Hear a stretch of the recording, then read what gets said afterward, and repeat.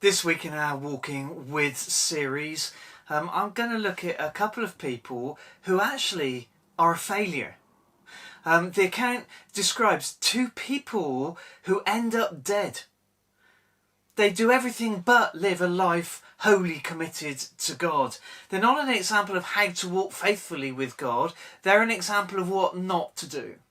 Now, I'm talking about the account that we read in Acts 5, where Luke describes a couple called Ananias and Sapphira and what happens to them when they sell some land and give back some of the money to the apostles.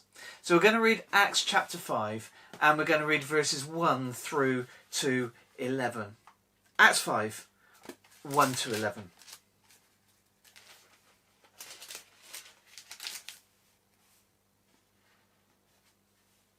Now a man named Ananias, together with his wife Sapphira, has also sold a piece of property.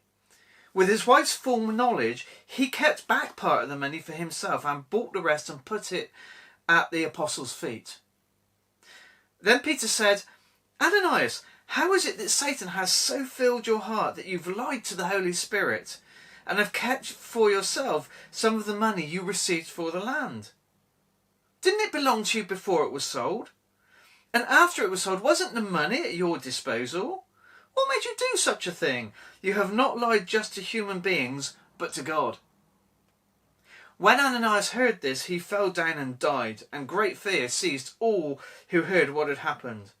And then some young men came forward, wrapped up his body, and carried him out and buried him. About 3 hours later, his wife came in, not knowing what had happened. Peter asked her, "Tell me, is this the price you and Ananias got for the land?" "Yes," she said, "that is the price." Peter said to her, "How could you conspire to test the Spirit of the Lord? Listen, the feet of the men who buried your husband are at the door, and they will carry you out also." At that moment she fell down at his feet and died.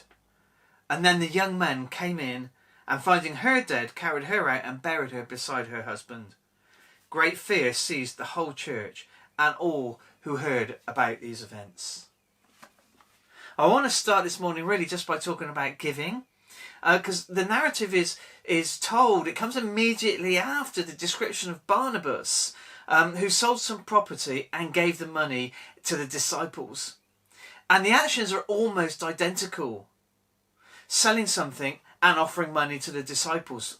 And yet despite the similarities, there was a difference in the gift, and this shows parallels between the two and point out the fact that the issue wasn't the amount they gave, it was the attitude in the giving. And one of the major problems with talking about giving is that it can be a huge guilt trip for people. It's not my intention to make people feel guilty, but there is a major difference between feeling condemned and feeling convicted. If you feel uncomfortable about something I say this morning, just mull on it, just chew it over, just pray about it, and decide if it's something you need to take on board as a prompting from God, or whether you should dismiss it as a trick of the devil. The devil loves to keep us condemned, and we become useless for God when we do, and I don't want that to happen. But let's just talk about giving for a while. I want to talk first about the tithe, because lots of people talk about should they tithe or shouldn't they tithe, and I see lots of discussions and arguments online about whether or not people should tithe or not. And tithing is not a uniquely biblical concept. I don't know if you know this, but it was found all over the ancient world, and it was well known before the history of Israel began. The word tithe simply means tenth. And Leviticus 27 tells us that the tithe was a tenth of everything from the land, whether grain or fruit or flocks or herds. And God's command that Israel tithe, it had a twofold purpose. Well, the first was provision for the poor.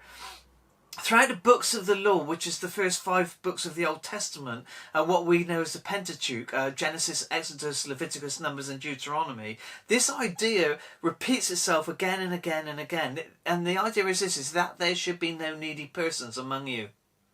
God's concern was always for the poor and the needy, the alien, the foreigner and the widow and the orphan, people who would have no rights and who would, without this kind of law, be destitute. The picture of Ruth gleaning in the fields behind the harvesters in the book of Ruth graphically illustrates this, and we find the tithe is a source of provision for such people. So in Deuteronomy 26 we read, "When you have finished setting aside 1/10 of all your produce in the 3rd year, the year of the tithe, you shall give it to the Levite, the alien, the fatherless and the widow, so that they may eat in your towns and be satisfied. Then say to the Lord your God, I have removed from my house the sacred portion and have given it to the Levite, the alien, the fatherless and the widow, according to all you have commanded, and I have not turned aside from your commands, nor have I forgotten any of them." God wants for those who are struggling, who are destitute, who are poor, for whatever reason, to be provided for in the people of God. And then there's provision for the Levite. Now that's linked to the first point in a way, because Levites were the only tribe not to be given an inheritance in the Promised Land. I don't know if you know that, but there were 12 tribes of Israel, and the tribe of Levi, the Levites, had no inheritance. They weren't allowed to own land. They had no inheritance in the land. Deuteronomy 18 says the priests who are Levites, indeed the whole tribe of Levi, are to have no allotment or inheritance in the land. They shall live off the offerings made to the Lord by fire, for that is their inheritance. So without food and without the tithe, they also would have been destitute. In an agrarian society, as Israel was at the time, all the wealth was in land. Without land, you're nothing, and you have no means of survival. And we don't find the requirement to pay a tithe at all in the New Testament, except in the context of condemning the Pharisees when Jesus tells them they tithe, they give 1/10 of everything, but they neglect the weightier matters of the law. We can say, though, that since the tithe was a part of the law and Jesus came to fulfill the law, does that mean that we don't have to tithe because Jesus fulfilled the law? We're no longer under the law, and therefore the tithe is no longer relevant to us. Well, on one level, yes, we can say that, but on another level, we have to note that the principles of giving still apply.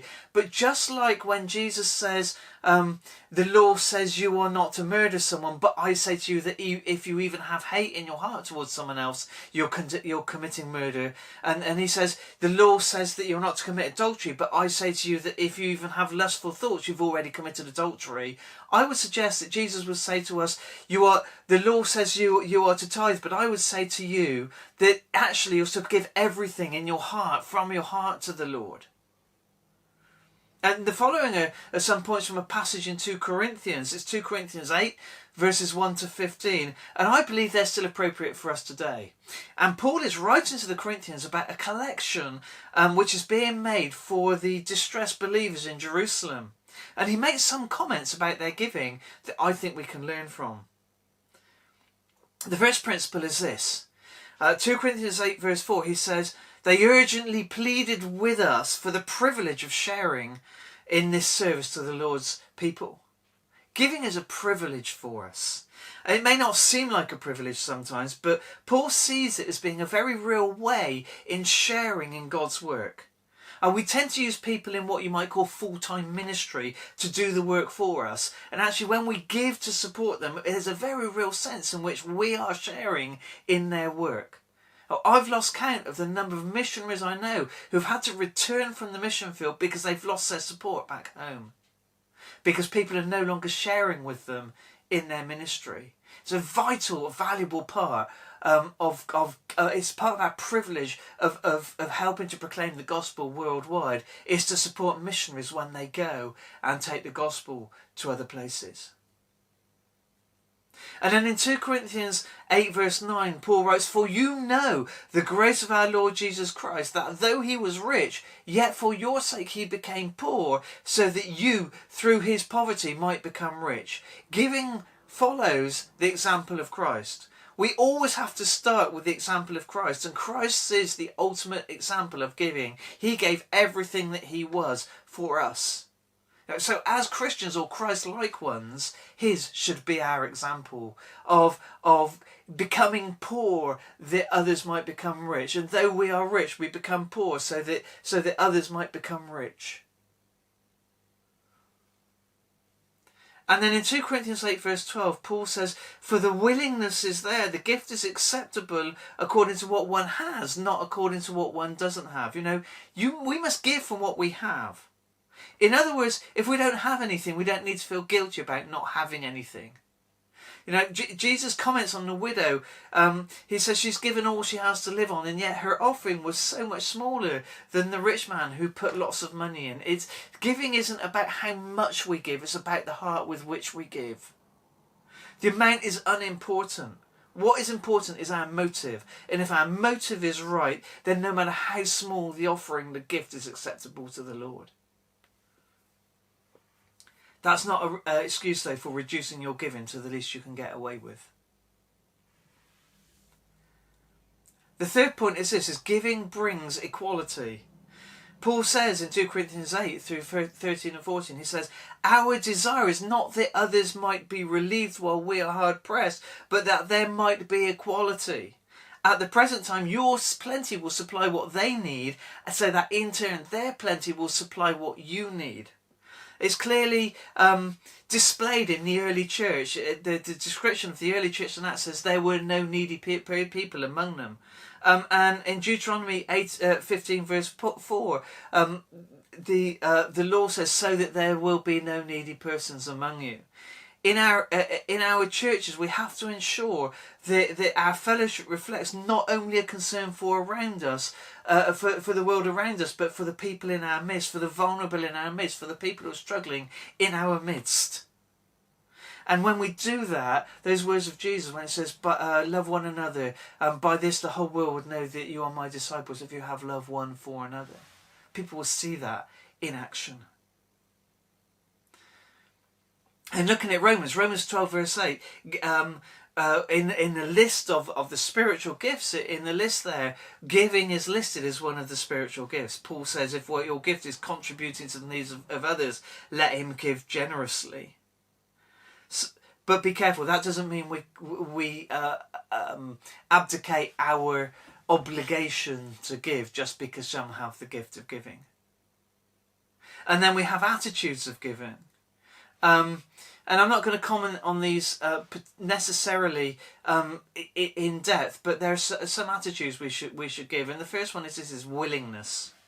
I'll get that from 2 Corinthians 8 verse 4, 8 verse 10, and 9 verse 7. And when our children were younger, they're grown up now, but when they were younger, all three of them, when I would come home, we had this long hallway, and they'd run up the hallway and chase each other to see who would give me a hug first, and who could give me the hug first. And sometimes even Wendy joined in the race, and all four of them raced to hug me. And it was fabulous.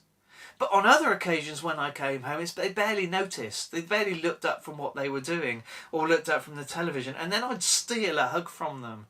And they'd be, "Oh, Dad, get off, Dad, get off." It wasn't the same. The gift was, the hug was the same. It was a hug, but one was given freely and willingly and exuberantly, and the other was stolen from me. Now, a gift that is made under duress is not actually a gift at all. On the other hand, no matter how small the hug was, Sophie, when she was very little, used to hug my ankle.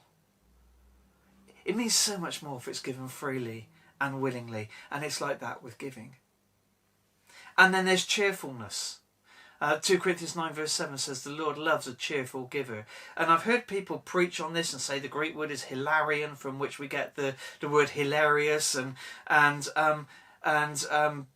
they say, so the Lord loves a hilarious giver, and we've got to be laughing uncontrollable as we give our gifts. I don't believe that is actually good exegesis of that passage. It's the same word as you get in the Septuagint in Proverbs 15, which says, "A happy heart makes the face cheerful," or "A cheerful look brings joy to the heart." It's more to do with cheerfulness.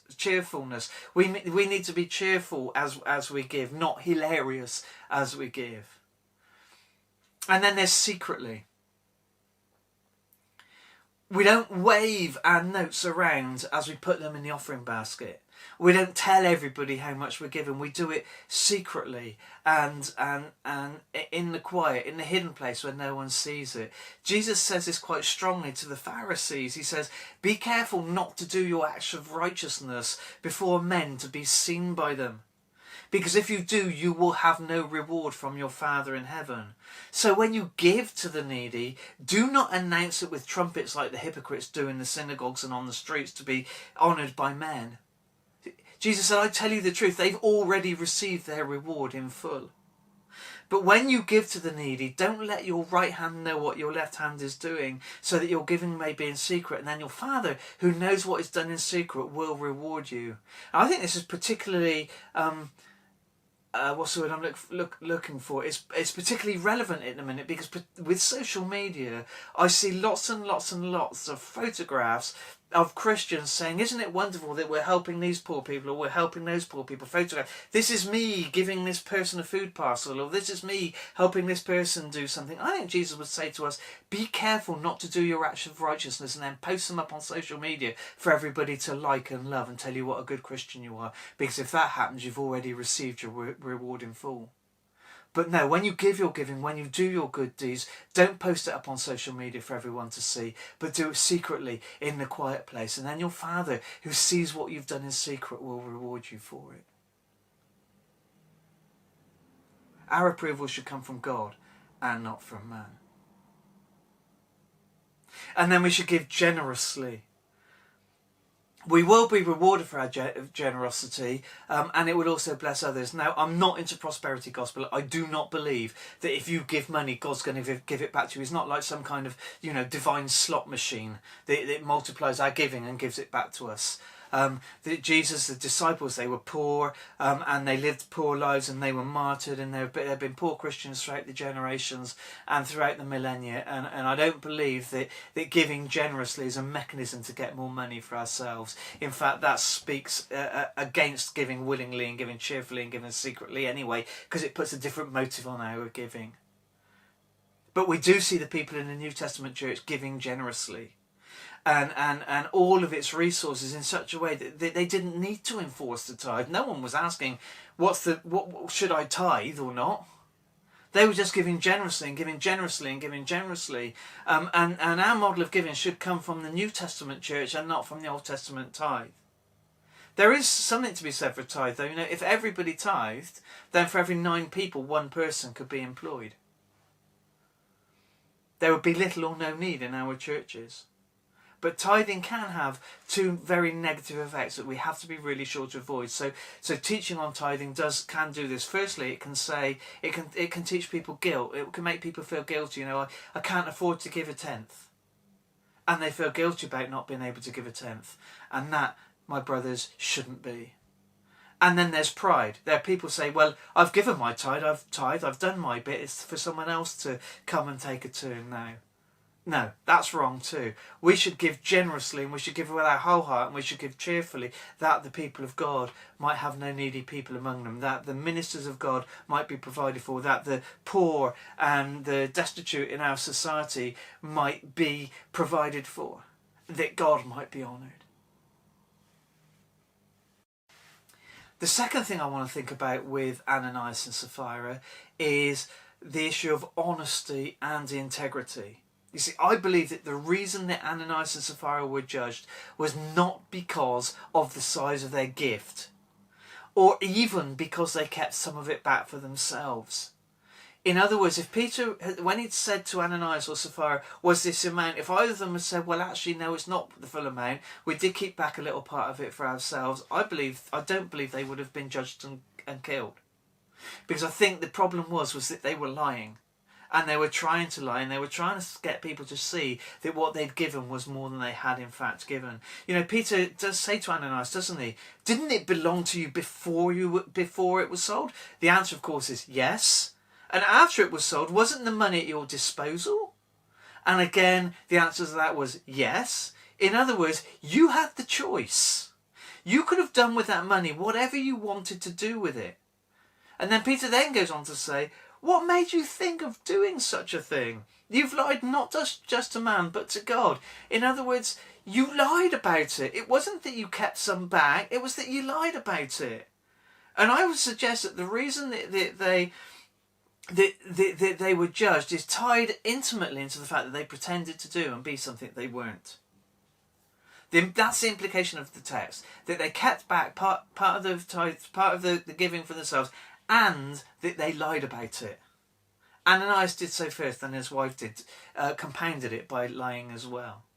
And that's the essence of hypocrisy, actually. Saying one thing, pretending to be one thing, and actually being something completely different. Being deceitful about who you are. Jesus called out hypocrisy. About as much as he called out anything else. Really? You hypocrites! Isaiah was right when he prophesied about you. These people honour me with their lips, but their hearts are far from me. They worship me in vain, and their teachings are merely human rules, he says. Both James and John say the same thing. They don't actually call it out as hypocrisy like Jesus did, but they both talk about the importance of our faith leading our actions, that our actions flow from our faith and being consistent with our faith. So, for example, James says this: don't merely listen to the word and so deceive yourselves, do what it says. And then he goes on to say, whoever looks intently into the perfect law that gives freedom and continues in it, not forgetting what they have heard, but in doing it, they will be blessed in what they do. And John says, whoever says I know him but doesn't do what he commands is a liar, and the truth is not in that person. But if anyone obeys his word, love for God is truly made complete in him. This is how we know we are in him. Whoever claims to live in him must live as Jesus did. Jesus hates hypocrisy. He hated hypocrisy in the Pharisees. He hated hypocrisy wherever he saw it. And if there's hypocrisy in us, guess what? He will hate it in us too.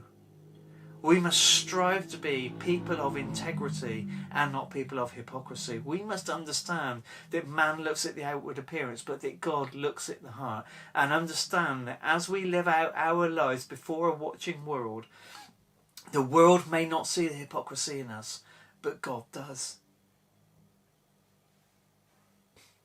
And then the next thing is thinking about the judgment. The basic ground rule for judgment on Ananias and Sapphira are this: they are lying not to men, but to God. They're judged for lying to God. Now, Peter says, you have lied to God. How could you do such a wicked thing? For many, if not most people around us, the things we do wrong are invariably judged on the basis of the damage caused to the people around us.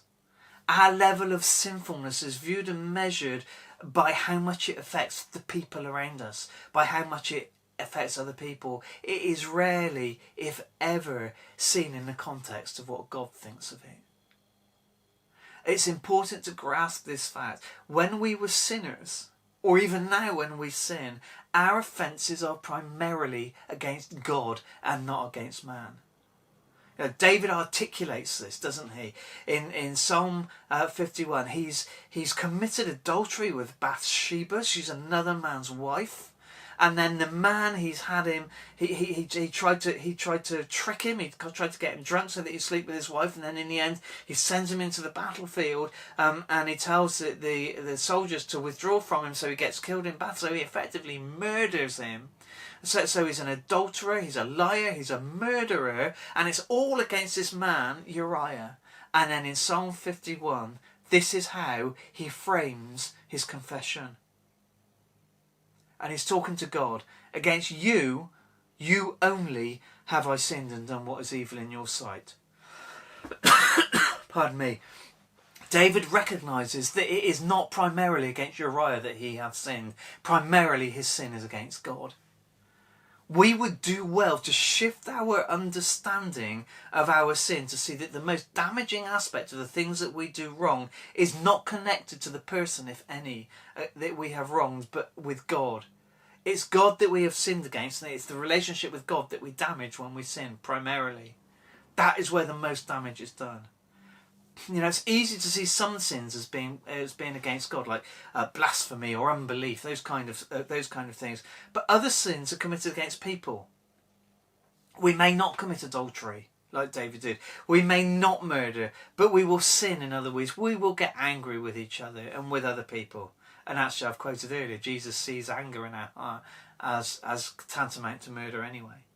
We gossip, we envy, we put each other down. These are sins as well, and they are sins against God as well. And Jesus talks in Matthew chapter 25 about the sheep and the goats, and he says that however we act, he sees our actions as being against him or on him.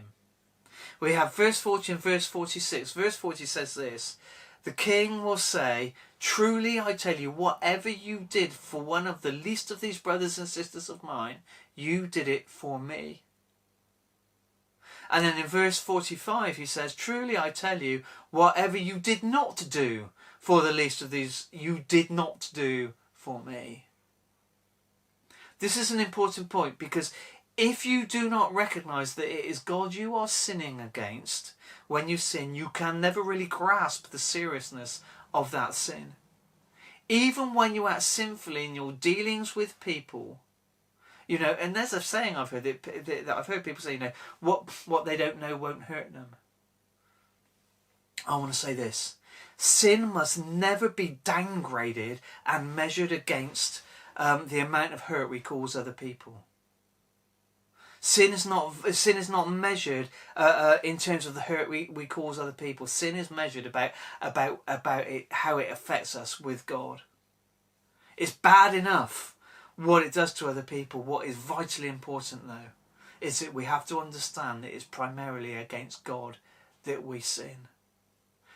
And if you don't recognise God, if you don't believe in him, actually you don't need his forgiveness. And that's why people get so upset when we talk about sin damaging people and sending them to hell, as they would describe it. Although I would say, actually,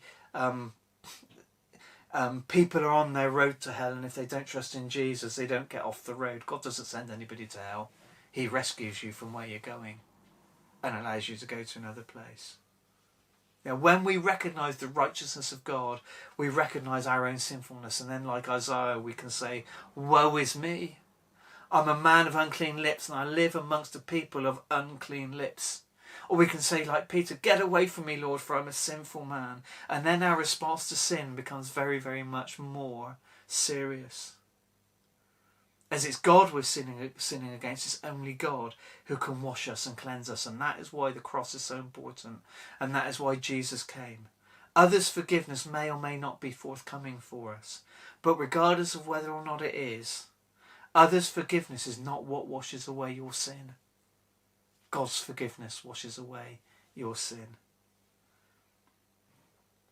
The basic thing here to understand, the one lesson we can take away from this event, is the importance of seeing all our actions as being offered to God, and all of our sinfulness as being offences against God. In a nutshell, this is what Jesus is talking about. I've already quoted a couple of verses from Matthew 25 when he's talking about the sheep and the goats. And I'm going to finish my message this morning by just reading Matthew chapter 25, verses 31 to 46. And just let these words ring in your ear and mull over them this next week.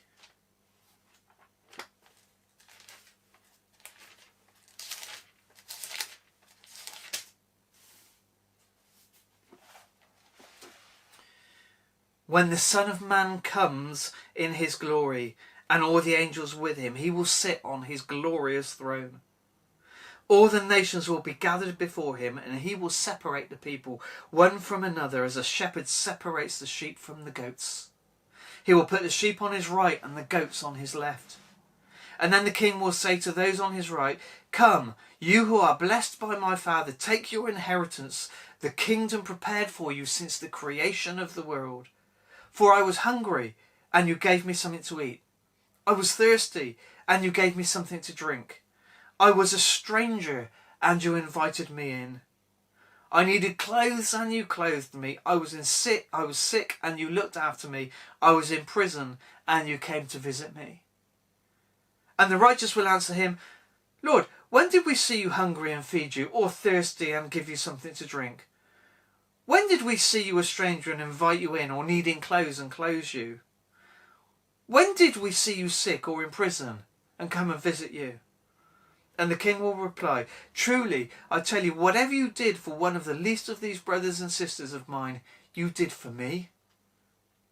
And then he will say to those on his left, "Depart from me, you who are cursed, into the eternal fire prepared for the devil and his angels. For I was hungry, and you gave me nothing to eat. I was thirsty, and you gave me nothing to drink. I was a stranger, and you did not invite me in. I needed clothes, and you did not clothe me. I was sick and in prison, and you did not look after me." They will also answer, "Lord, when did we see you hungry or thirsty or a stranger or needing clothes or sick or in prison and did not help you?" He will reply, "Truly I tell you, whatever you did not do for one of the least of these, you did not do for me." And then they will go away to eternal punishment, but the righteous to eternal life.